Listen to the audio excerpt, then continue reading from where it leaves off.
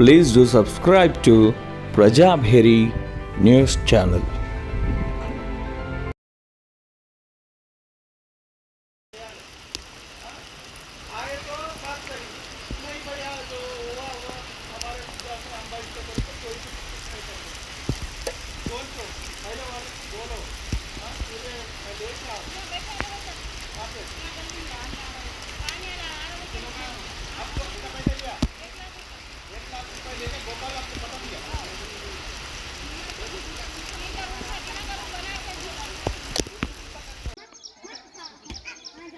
ఎట్లా కానీ పేదోళ్ళని నష్టం చేయొద్దన్న.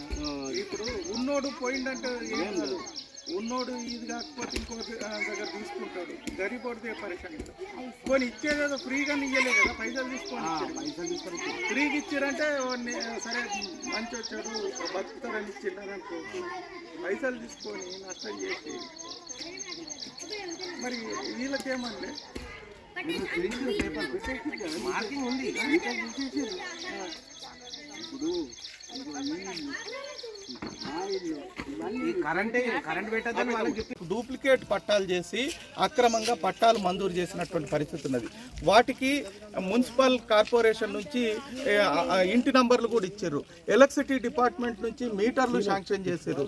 వీటి వలన ఈరోజు లక్షల రూపాయలు ఉన్నటువంటి ఆస్తుల్ని, బంగారాన్ని అన్నిటినీ తాకట్టు పెట్టి ప్రజలు ఈరోజు కొనుగోలు చేస్తే వాళ్ళకి కనీసం ముందస్తు సమాచారం ఇవ్వకుండా, నోటీస్ ఇవ్వకుండా అర్ధరాత్రి వచ్చేసి ఈరోజు ఉన్నటువంటి ఇళ్ళన్నీ కూల్చేసి పేదల్ని రోడ్డు పాలు చేసింది.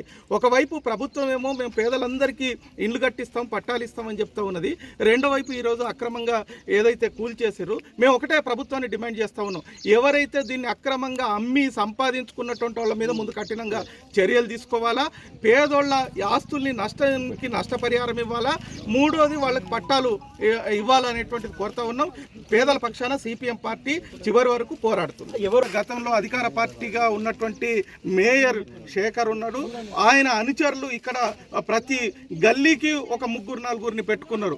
ఆ ముగ్గురు నలుగురిని ఆసరా చేసుకొని ఇట్లాంటి పట్టాలు ఇక్కడనే కాదు, ఈ నిజామాబాద్ పట్టణంలో చాలా మందికి ఈ రకంగా అమ్మకాలు జరిగినాయి, అక్రమంగా సంపాదన జరిగింది.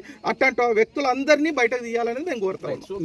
పేదోళ్ళని, అమాయకుల్ని నమ్మించి మోసం చేసి వాళ్ళ దగ్గర డబ్బులు తీసుకొని దొంగ పట్టాలు చేసిస్తూ ఇట్లా ఇండ్లు వేయించినటువంటి పరిస్థితి ఉన్నది. గత అనేక రోజులుగా మేము సిపిఎం పార్టీగా మొత్తుకుంటున్నాం, ఈ అధికార పార్టీ వాళ్ళు దొంగ పట్టాలు చేసిస్తూ ఉన్నారు, పేదోళ్ళని మోసం చేస్తూ ఉన్నారు, వాళ్ళ మీద చర్యలు తీసుకోవాలని. కానీ ప్రభుత్వం ఇంతవరకు స్పందించలేదు.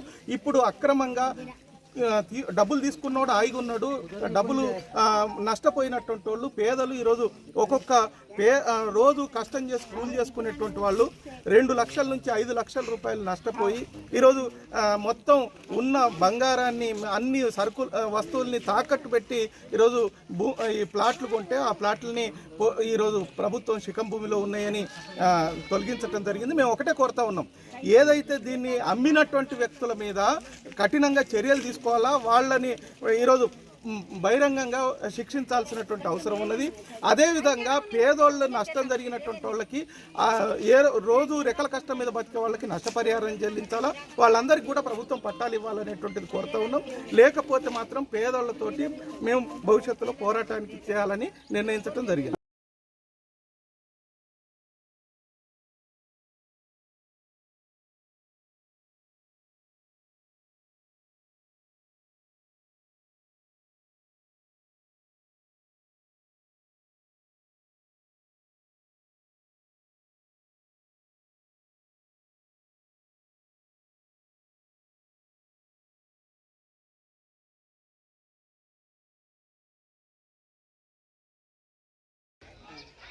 ఆ పేపర్ చేసి ఇచ్చారు, మళ్ళీ నాకు కాల ప్యాకెట్ చేసి ఇచ్చినారు మాకు, వేరే వాళ్ళకి ఏదో తెలియదు. కావాలంటే